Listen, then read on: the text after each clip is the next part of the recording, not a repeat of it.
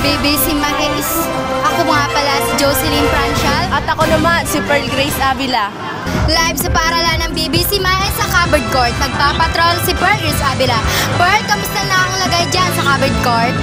Sa ngayon, kabayan Jocelyn, makikita natin ang paghahanda nila para sa Business Fair. Masasabi natin na napakagandang idea ng programang Business Fair. Dahil hindi lang ito sa pagtitinda, kundi makikita rin natin ang pagkakaisa ng grupong BBC Mais. Ano-ano ang inyong mga paninda at bakit yan ang naisip ninyong itinda?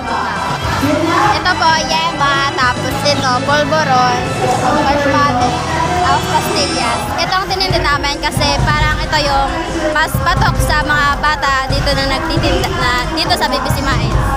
Ano ang gagawin mong teknik para may bumili sa inyo?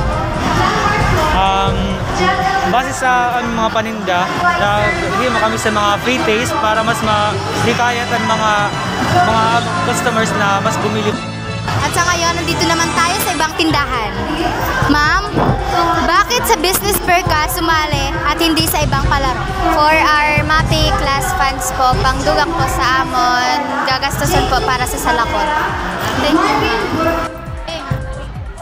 Paano mo masasabi na masarap ang iyong mga paninda at paano mo mahihikayat ang iyong customer na sa iyo bumili?